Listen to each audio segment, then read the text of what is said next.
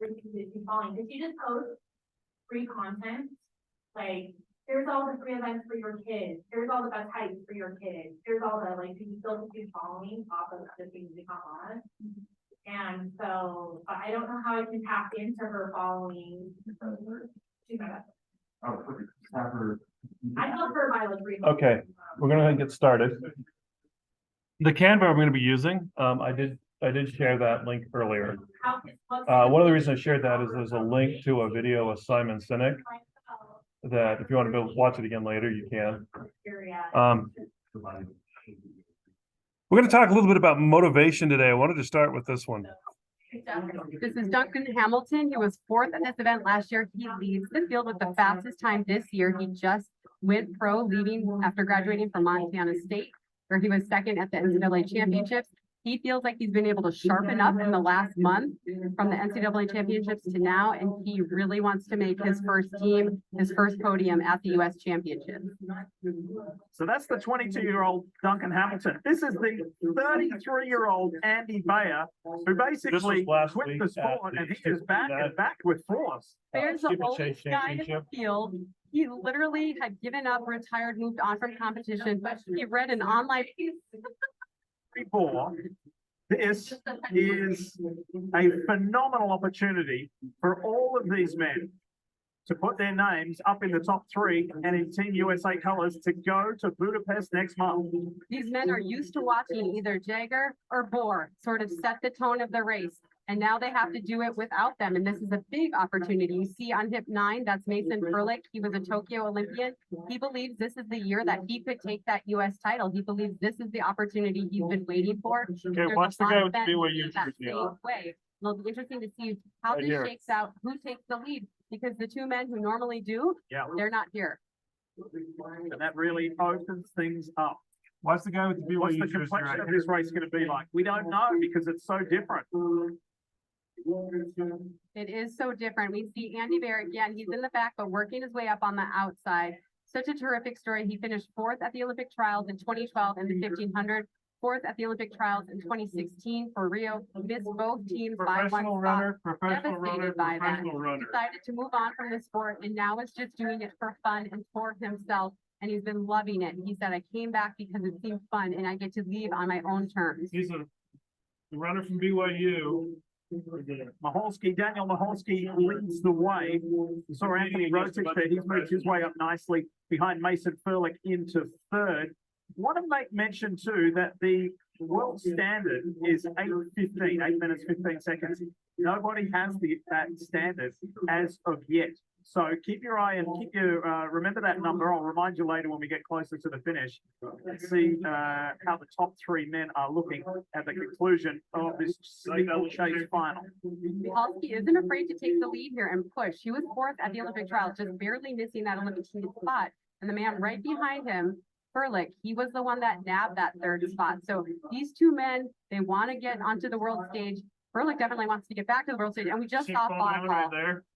Oh, He went from middle to last. That was the NCAA champion. Going over the barrier. Back up. Middle to last place. and going again. Isaac Updike has started to creep his way forward. There's Bernard Keita Okay, they just on the skipped left, all the in number black. left. Out front. There he is in the Alex middle. Alec Baston. There is a huge opportunity here because it has been 12 years since somebody other than Hillary Ball or Evan Jager had their name at the top of the national championship for the men's steeplechase. Who's it going to be? Here comes Mason Furlick. Mason Furlick decided he needs to drive this from further out. This is very, very bunched, and this is where we see falls. We also see Bernard Keita right behind Mason Furlick. He also made the Olympic team. He's the only finalist from the United States in the Olympic team, and he's been staying out of trouble. He's been moving on throughout the field. Now Furlick starts to pick up the pace and moves to the front for the first time. This is the Mason Furlick we saw in 2021. Mason Furlick in 2021. Clear out here on the outside. Olympic team. His training had gone very well, and he visualized himself as an Olympian, as someone who could make that team. And now with a lap to go here, he is going for it. Furlick has a quick look up at the screen. He knows the pressure is on. He's going from last place. Bernard Keener is in the mix. Baston is hanging in there. Lee, look at this story of Kenneth Brooks, the NCAA champion. Who got up, reattached himself to the pack, and now it's running errands and making a run for the championship title, and they are going so fast right now. The world championship standard is in their sights. 8:15, remember, is that standard. Isaac Updike is in the mix as well. Bernard Keener on the outside. Final time through the water jump. Bernard Keener out in front. Mason Furlick is fighting hard. What a story this is. From falling to the finish. National championship. Remember, 8:15 was what it was trying to be. What a story. Kenneth Brooks.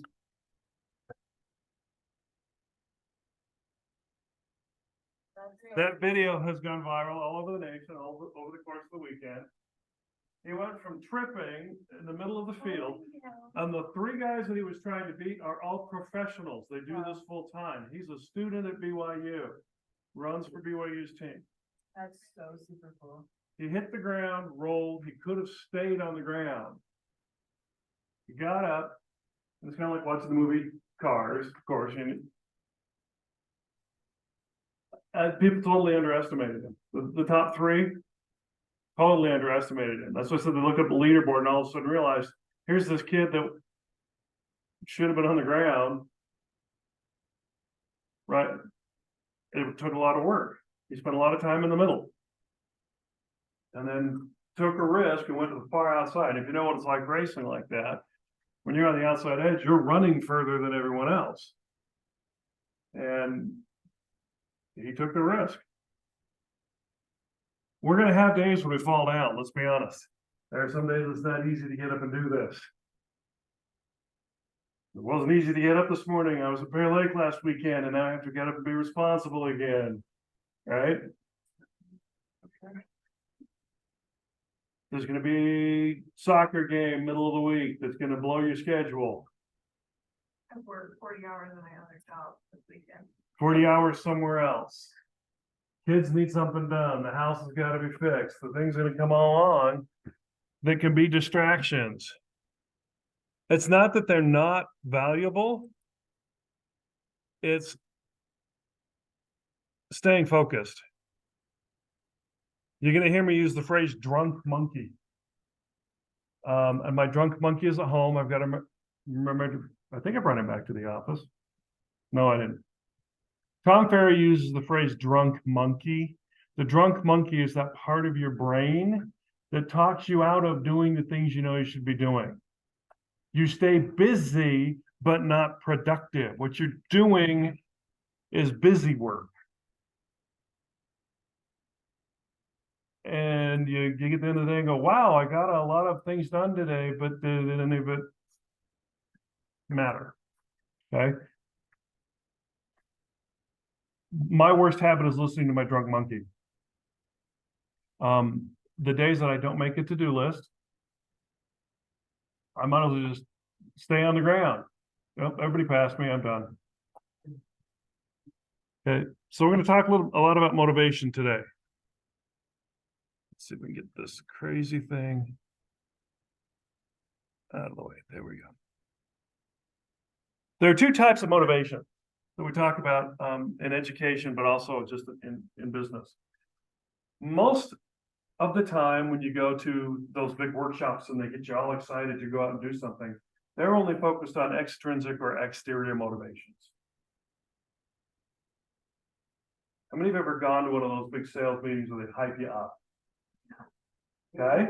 Woo! Tom Ferry is famous for it. I would leave my hearing aids out at Tom Ferry meetings because it's like a rock concert. Everything's at the threshold of pain. It's a lot of thump, thump, thump, thump, and up and down and up and down. Woo! You know. How much do you remember from those? General feeling, not. Like overwhelmed. So. statistically less than 20% retention rate on those.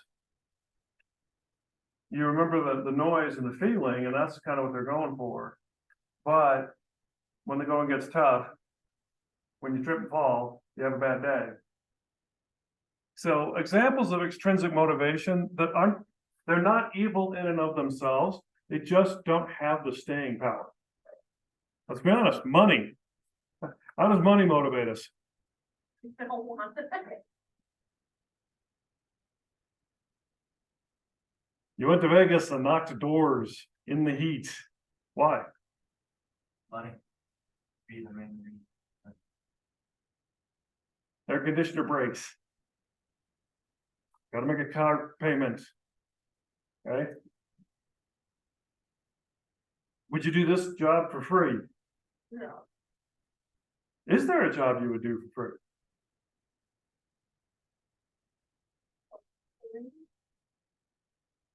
But it has to be something that I need to do. Like, I really want a bookstore. So I would like, I would do the bookstore for free, like, I don't care if I made any money or anything. my post-retirement job would be Barnes and Noble, I would love Barnes and Noble. because they let you take the books home and read them for free and put them back on the shelf and tell everybody about them. But I would still probably blow most of my paycheck. Friend of mine offered me 2 empty bookshelves. My wife told her no, because an empty bookshelf is just an invitation to go get more books. Right? If there's something you would be willing to do without getting paid for it, that's the type of motivation that we have to find in this job. Okay? Teaching is I would do it for free. And in fact, working in this state, I practically did. I've already earned more this year than I did my last year as a teacher, and I've only closed 6 deals. Okay? Money is also a way of measuring how successful you are. It is a measurement tool of your value of your time. So the next couple of days, we are going to go over some of the extrinsic things we do to maintain motivation, but also to help us find what really is of value to us. We call those key KPIs, or key performance indicators. Let's get really good at tracking what we do, of what's actually leading to sales. Some people really can go door knock 9 hours a day and make sales. Some of us door knock 9 minutes and feel like we've been through hell and back again. Oh, no, it was like that. But you're in Vegas, just being outside 9 hours. 9.5 hours. Yeah, we went out at like 10 and came back around 8:30, Yeah. 9:30 in the morning. So the hottest part of the day in Vegas. Nice. Yeah. Okay. Contests. My wife has heard me say over and over, I'm not losing this 30 videos in 30 days. Okay. Update. That's why we're talking about update your numbers on there. You might wanna go in and check yours, because I think I might have deleted one of them, not on purpose. I actually just checked mine this morning and what I'm actually, yeah, I noticed I put one on there that was missing, so I just put it back in. Okay. I actually went back on Facebook to me, because I had my computer with me where I was at it over the weekend, but didn't ever turn it on. Same. Since a Facebook genius showed me how to do Facebook and Instagram on my phone. Oh, you Okay. link them? You can link TikTok too. I haven't done that yet. Okay, contests are great for short-term motivation and keep us focused. Ideally, once we get through 30 videos in 30 days, that doesn't mean quit doing videos. Hopefully you're in the habit of it. It's like a habit now, like, oh, I need to post a video. Gets us in the habit of it, gets us used to it. Okay, prestige. Right? The orange monster chair. By the way, the closest I got to I've been to monster chair since I got here was the week that Ryan Yee and I closed the same number of deals in 1 week. The volume on his was higher, so that's why that week they asked, well, who do you think has the monster chair? I already knew the answer. Mm-hmm. Like, Ryan, I closed 3 deals, but he had a couple of big fat commercial deals. Prestige is also a short-term motivator.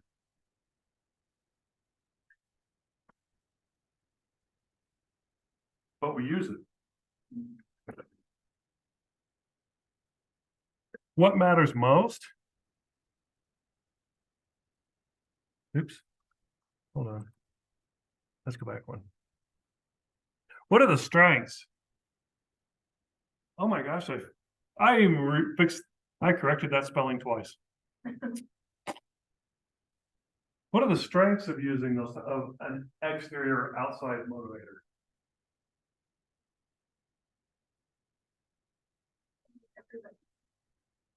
Okay, it's something everybody else sees. How is that a strength?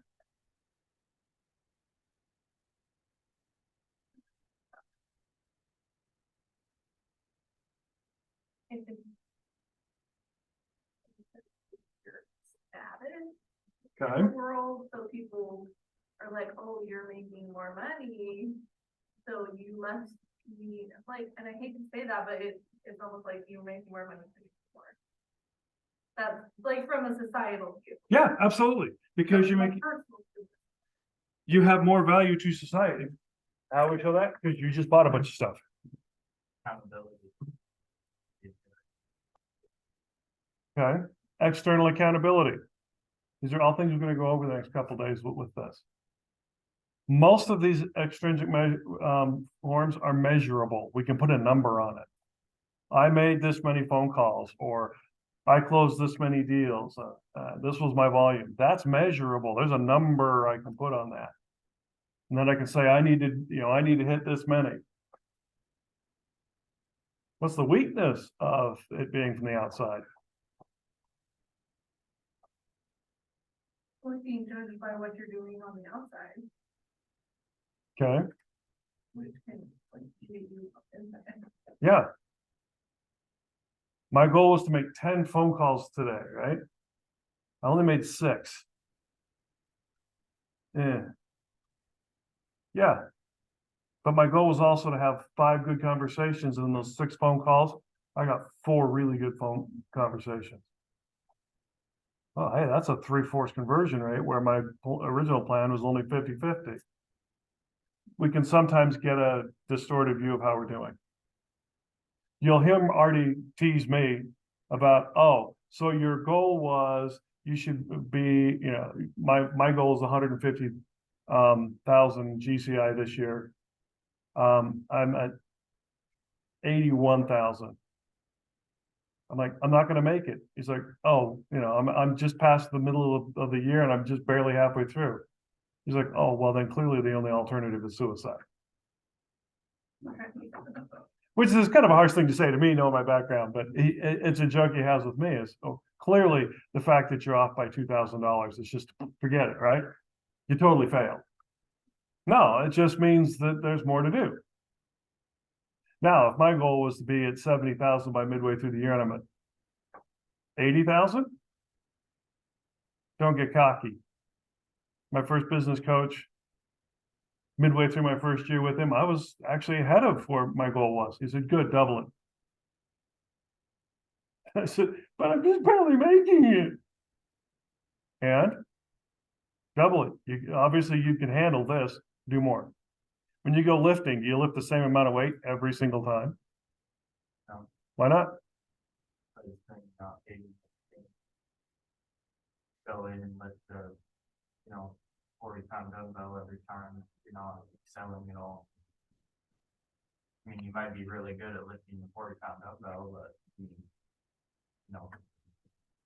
only be on that weight for 2 to 3 weeks. And then keep moving up. Okay. Yeah, when you get really good at that.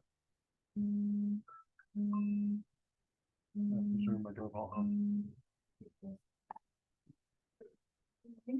Okay, the biggest, and I'll fix this before I send it back out. I just realized that's misspelled, but the biggest weakness with external motivators like this is that we do tend to compare ourselves to each other. And we may not all have the same goal of where we want to be at the end of the year. We're all going to set our own individual production goals. What we need to be measuring ourselves against is that goal. And you're going to see in a minute with Simon Sinek, how we're not only helping ourselves get there, but someone else. Okay. Internal motive, intrinsic or internal motivation. Curiosity. Can I really do this? How many of you got into this career thinking, oh, I can't do this?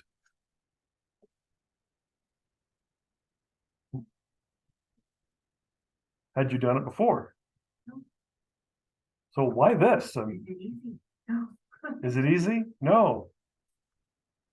Are you curious about how to keep going? Okay. Satisfaction.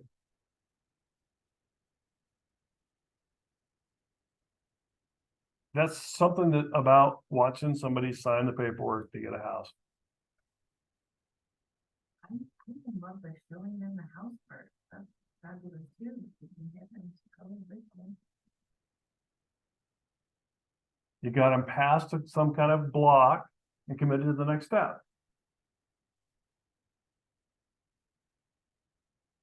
I think the big motivation for me is that people tell me that I can't, people as in a certain of my family members think that I can't do it. And so I'm like, watch me do it. Is ego a bad thing? No, That's where it's at. Okay. Are you doing this just because you've got to be better than everyone else? no. Then who do you need to be better than? I think that was the initial reason why. There was a lot of questions on like, you're not gonna be able to do it, or, you know. And now I've found that it's something that I actually like. But at first I was like, yeah, I'll do it, and I'll prove you wrong. And now I'm like, oh, I actually can do this, you know? So it switched. Before I started this, when I was transitioning out of education, I worked for my older brother who's an attorney. I was a paralegal, one of the paras in the office. And when I told my mother, whose father owned a brokerage in Utah County when I was a teenager, this is what I was thinking of going into. They had a sit down with me and were concerned that I couldn't do this.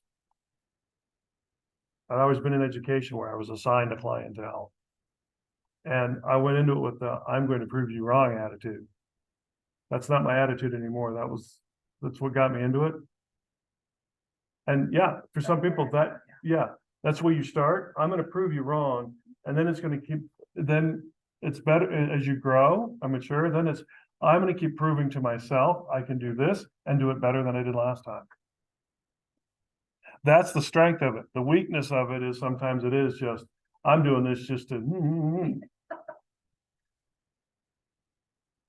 How many of you have an older sibling that was always better than you? With that older sister. I was my sister sometimes. I'm 14 months behind my older brother. So one school year behind my older brother. Everybody knew him. Getting good grades wasn't the motivation. Beating everybody else was the motivation. Which was great because there was one girl he could never beat. She was always ahead of him. So every year, oh, you must be. My wife's the middle of 8. That is the ultimate middle child syndrome. Because her next older brother is the all-American boy that everybody loved. The advantage was everybody loved him. So when they were late for school because he screwed up again, oh, I'm Brad's little sister. Oh, we love Brad. You know, in American Fork High School, small town. Oh, okay, that's fine. We'll just park it off as excused. But now we just spent a whole weekend with my wife's family, and it's really hard sometimes to go, oh, you know, her nephew that's building by the time they're done, the cabin will be about $1 million.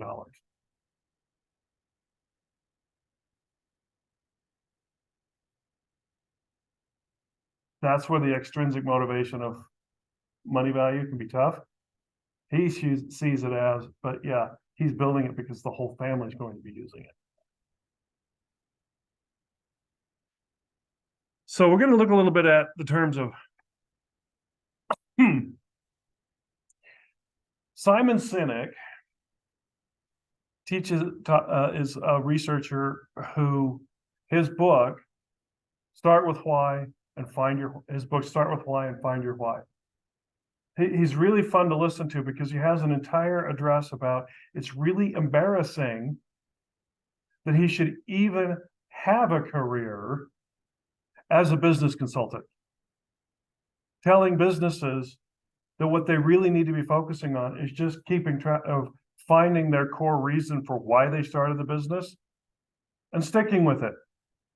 So it's embarrassing to me that I have to go around and tell people that once you understand that, then you treat your employees and your clients better.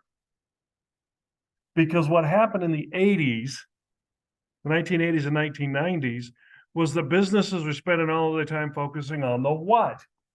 What are they doing? Okay? His two biggest examples. Windows and Apple.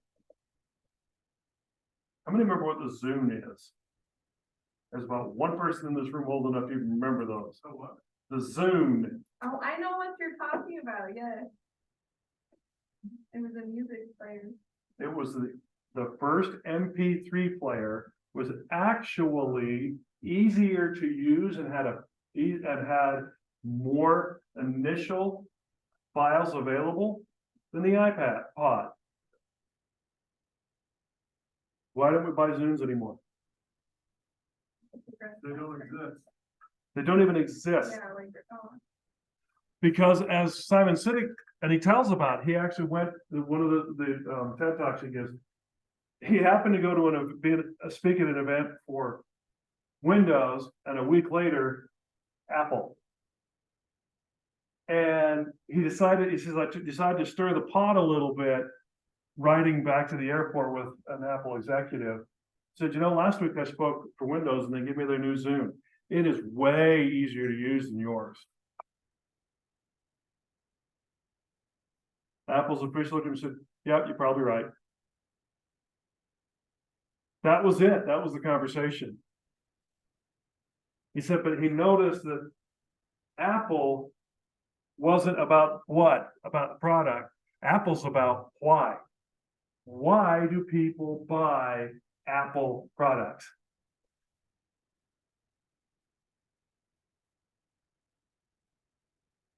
I don't know. It's because it's more popular than Android. It's a culture that Steve Jobs created because all Windows focused on was what is Apple doing? What is Apple doing? What is Apple doing? Yeah. Apple was like, Steve Jobs says his whole goal was to make the computer and technology approachable to anybody. Windows was constantly focused on the what. Apple focused on the why. Why are we here? Steve Jobs wanted to create an entire culture. Businesses still tend to focus on what you do. What do we do as agents? Do what? Help people buy and sell houses and property. That's it? Okay. Like, from, outside perspective. Okay. How do we do that? Businesses would go, okay, here's what I do. Now, how am I going to do that? Right? How do we sell houses? A lot of people. Okay. Simon Sinek says that's backward because then the last thing they think about is, why am I doing this? Well, for most businesses, why do they have a business? Okay. Yeah. And where does most of that money end up going? In the business's pocket or shareholders, right? What about their employees? What about the people who make their product every day, that run their business every day? Do they actually have any power? We said, what you need to start with is, why are you doing this every day? Why are you getting out of bed to do this? Because when you understand that first, your personal internal intrinsic motivation, then it's easier to look at how you're going to do it. Do we just sell houses? No. Oh, we sell dreams. That sounds a lot cooler, doesn't it? True. That's a motivation I can stick with a lot better than I sell houses. What dream are you selling? Why is homeownership a dream? You actually own something that you earn money back on instead of just paying forever to a trailer park, $860 a month for a return you're never gonna get. I would say that, you know, for a lot of people, they look at where they wanna set up their lives. So when you're helping them find a house, you're helping them find where they want to grow, raise a family. You know, what type of environment they wanna be in. Absolutely. You can get a lot of the. Even find something that like their own, you know, that they can hold on to and give to somebody else if they wanted to. Wealth that they can distribute how they want to, generational wealth. Okay, those are more motivating as a why than the house is just a product, an object. The house will sell itself. Your client will either like it or not like it. What we're really selling is a dream, an ideal, a way of growing, a place for their family to be. That's more motivating to me than a commission check. That's why my wife asked me, well, you know, some of your VA buyers, you know, they're not buying big fancy houses. Yeah. But they're getting a house. They're getting a place for their own.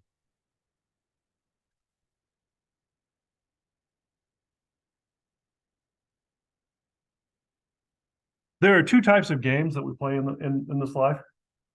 And again, these are from Simon Sinek. We either play a finite game, which has a set rules and a predetermined outcome goal, and there's somebody that wins and somebody that loses. This is sports. Somebody wins, somebody loses.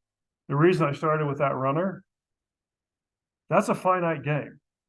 He was going to win or lose. There's one winner. Nobody remembers everybody else, right? In America, we say nobody wins silver, you lose gold.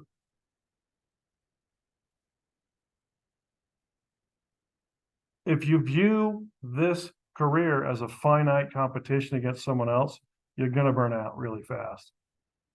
In fact, the businesses that have failed most often are like that. Do you know who actually invented the technology for digital photography? Which company? Eastman Kodak in 1972. Now, you're not as familiar with Kodak because you're the generation after they went out of business. Kodak. Eastman Kodak were the largest producers of cameras, camera equipment, and film and all of the technology you needed to develop the film. 1972, a couple of their engineers created the first 8-bit digital photography in black and white. Eastman Kodak looked at that and went, but if we go that direction, we lose all of this other business. So they patented it, tried and suppressed it for 10 years.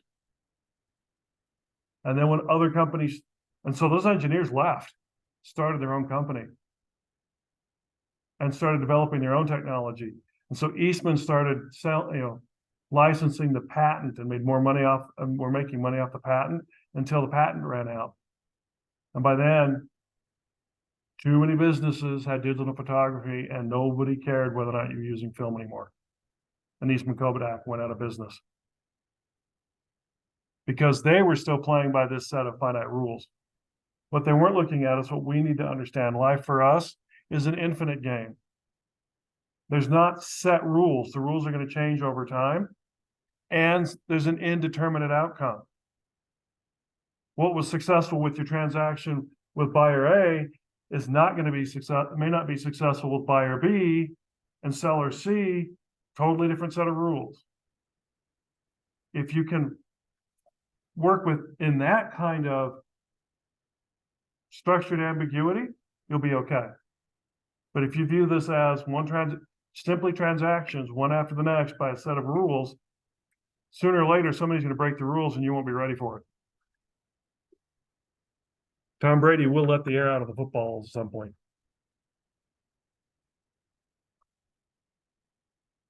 So Simon Sinek, in his idea of finding why, says the best thing to do, and this is what your homework is going to be as you start with this, is to think about all those intrinsic things inside of you that make you you and why you get up and do things, and be able to bring it down to a simple affirmation that you can state. I choose a course of action so that I get a desired outcome. My personal one, and this took me a couple of weeks to work my way through, as I was struggling with trying to do the training and production with Marty before, which one really mattered more to me, training and helping others grow, or production? My wife would like to say production, that's where the money is. But for me, it's this. It's the training. So my personal affirmation, or my why, is I choose to help others succeed so that we grow together. Every time you learn something and progress and grow, I learn something. Every time I learn something and Doug and I have a conversation and he learns something, we both grow. That's where the value is. There's a clip on here that you'll be able to click on and go to a YouTube. We're running a little bit short on time, but I recommend you watch this one. It's only 5 minutes long. But as your homework tonight is going to be start writing down the things that motivate you, because we want to come up with your why statement. And this is a tool that when I read the book, Find Your Why, and went through this, he hadn't come up with this tool yet. I like this one. It is really easy. So did he write a book? Is that? His books are Start with Why and Find Your Why. But if you go on YouTube and just type in Find Your Why or Start with Why, you're going to see all kinds of talks by Simon Sinek. Brianna, I have the book. I No, don't think you're a good reader. Do you want to borrow it? Do it. Okay. Wait, I'm almost done with Tom Ferry's Life by Design book right Okay. now, so I need another I'll book. bring it tomorrow if you're here. I'm not Okay. gonna be here tomorrow, but, Next week. okay, Yeah. Just put it in my bag and I'll have it. okay, awesome, thank you. and check with Michael, because we have a couple copies for the office. I just don't know I don't know if they're all in or not. Okay. But you can go there. He actually does have a TED Talk where he goes through all the basic premise of Start with Why. Kind of, much more graphic, more fun. Oop. There we go.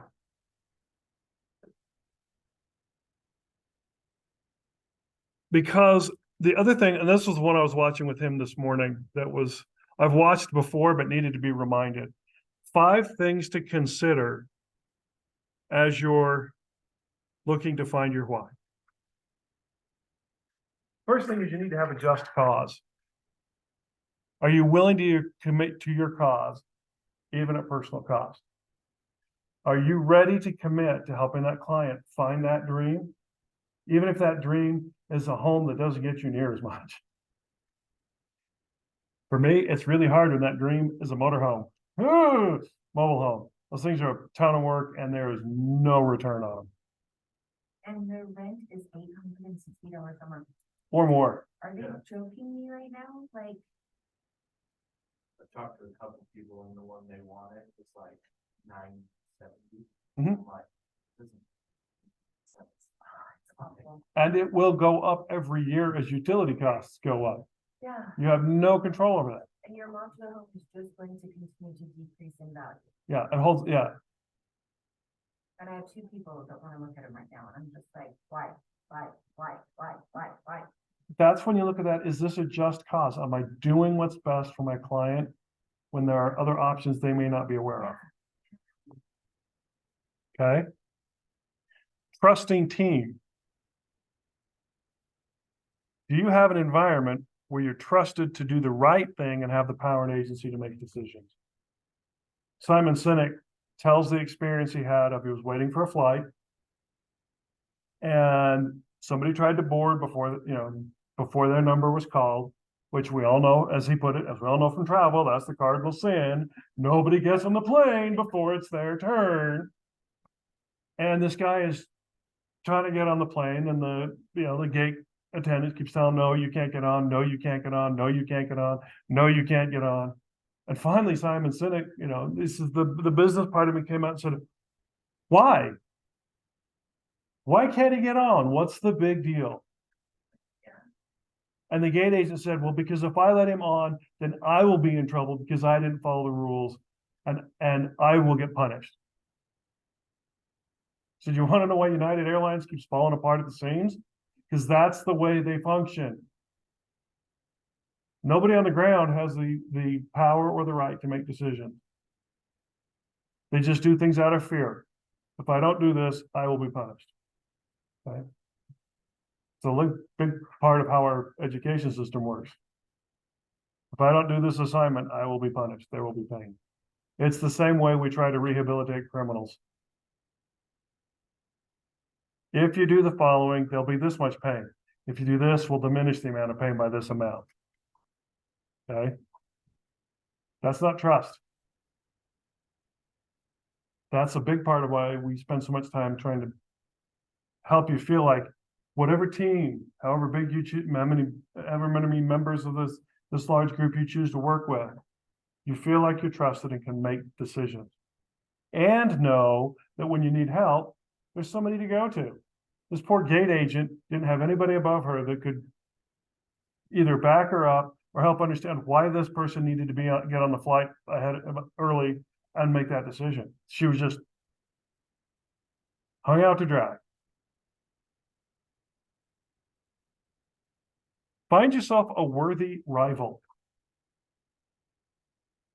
Now, it's interesting that Simon Sinek speaks of this. So does the writer Truman Madsen. And for those who know who Truman Madsen is, he is a religious writer. And he writes about the difference between opposition and competition. And from very much a similar standpoint that Simon Sinek has. Rivalry is healthy. Competition is unhealthy.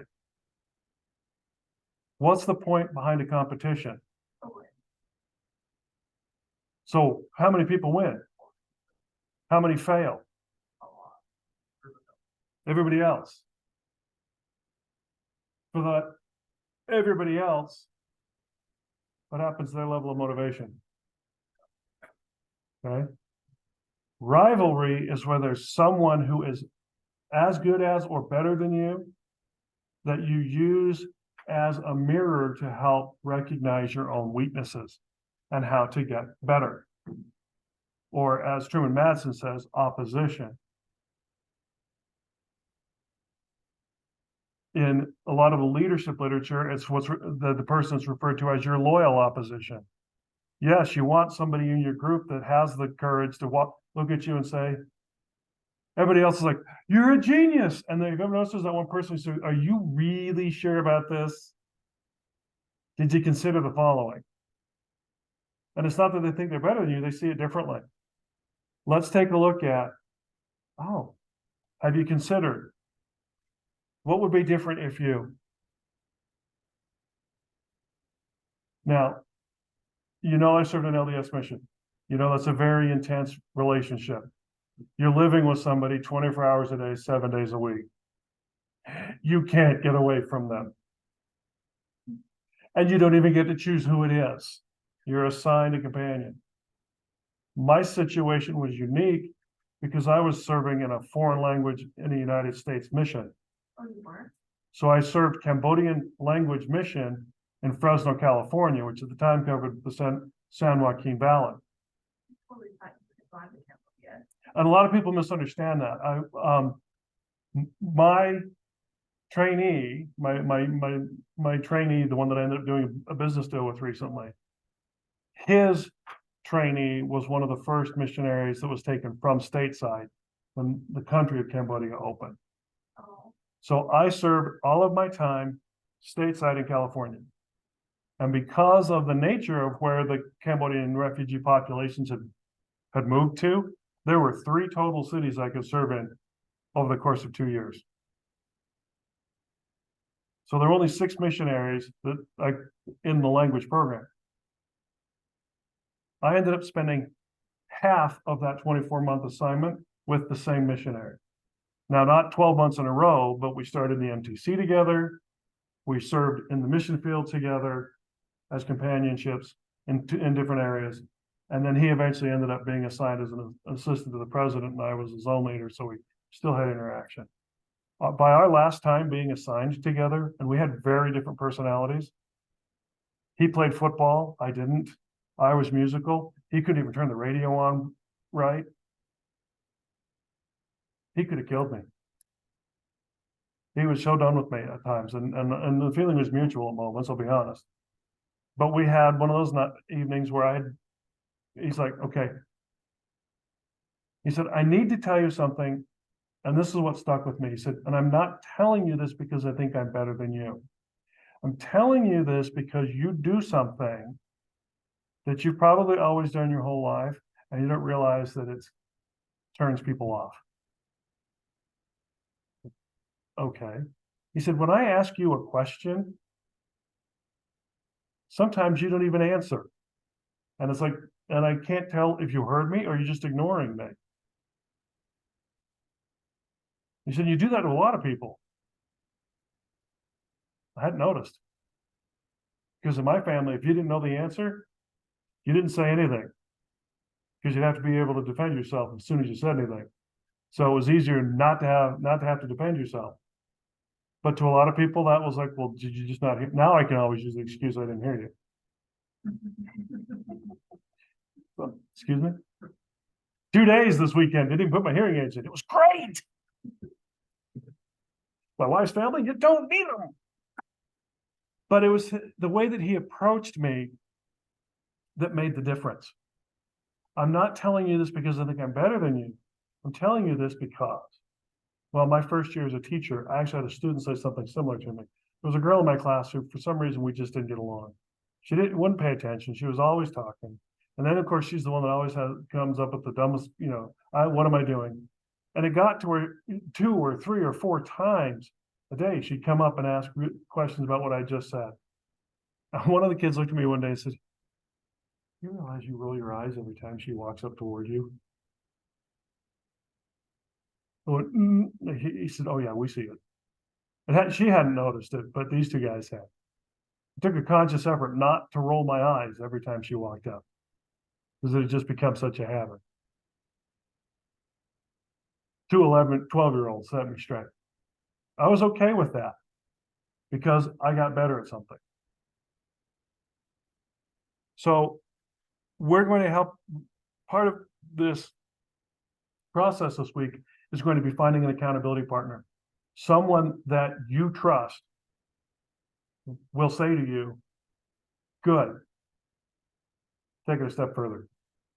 Incidentally, in his address about this, Simon Sinek tells about there was another rival author who writes in the same genre that he does. And he said, I hated him. I hated him. It got to the point that I would check my book sales every morning online and then check to see if I sold more books than he did. And if he sold more books than I did, I felt terrible. He said, then we ended up being invited to speak at a conference together. Not together like I was in the morning and he was in the afternoon, on the same stage at the same time. He said, and the moderator thought it would be a great idea to have us introduce each other and didn't tell us that until we're on the stage next to each other. I hate him. He's my rival. And he says, I want you to introduce your rival. And he doesn't ever name him. I'm dying to find out who it is. But he said, and tell us something about, he said, in front of this whole group of people, said, how I feel about you is that I hate you. I hate you because you make me feel insecure, because you make me see all of my own weaknesses and where I have to improve. And I hate you because that makes me feel insecure. He said, my rival looked at me and said, that is exactly how I feel about you. He said, that's when the 2 of them realized they didn't hate each other. They really were each other's best mirror. He said, they now have a great relationship. And like I said, I'm dying to find out who it is, because they've now done a lot of work together because they help each other see where they can improve. And they got past that barrier. He said, you have to have existential flexibility. I know, I love that phrase. And I was thinking about that this morning when Craig was talking about seller financing. Seller financing in this market is an example of existential flexibility. It's not something I've done yet in my career because nobody's needed to. Interest rates were hilariously, dangerously low. Now they're not. Now we need to get creative with financing.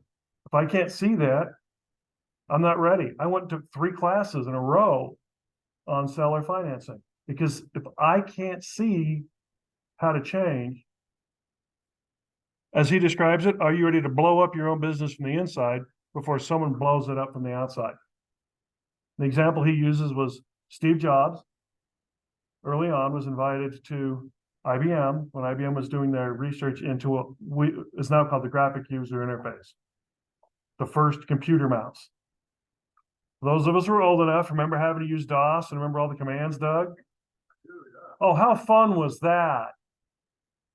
Nothing made me feel more insecure than turning the computer on because my brother could do it just fine and I couldn't remember any of it. The mouse came along. Ah, I'm a genius. I can make the computer work. And Steve Jobs went back to his development team and said, we've got to do this.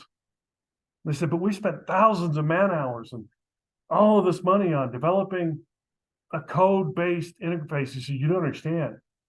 We have got to do this.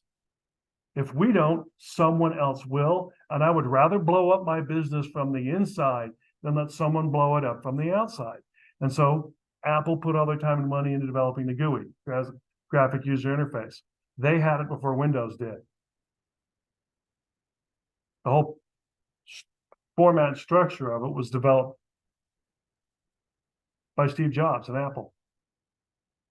Windows just ripped it off and dressed it differently.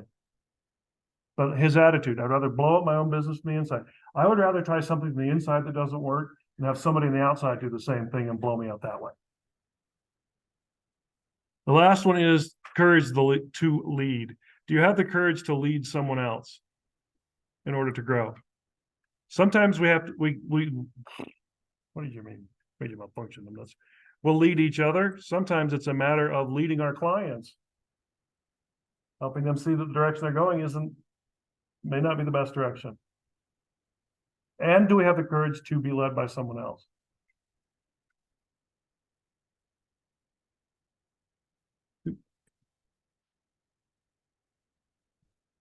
Oh, that's the last one. So here's your homework. I sent this to you. I want you, and we'll continue with this tomorrow. I want you to look at the page about finding your why. Click on that little how to find your why. It's kind of fun. He says to go to a friend, not a spouse. That's someone who's afraid. And let's be honest, if your spouse was honest with you all the time, would it be a happy day at home? They're too emotionally. There's too much of a risk here. And he said, go to more than one friend and ask, why am I your friend? And then let them talk. Because he says, he describes it better, but let them start to describe, because they'll start with a generic, well, because you do this and you do this, you're like, yeah, but that's what every friend does. Why me? And he said, he asked one of his best friends that, and he said, he realized that they're starting, once he finally got around, he said, because I can just sit in a room with you and not have to say anything and just be glad you're in the same room with me. He said, that's when I got goosebumps. When they get to that level, then you know they're describing something unique about you that can help keep you motivated on those rough days, on those whys. And then answer these same questions for yourself. What is your just cause going to be? What are you willing to commit to?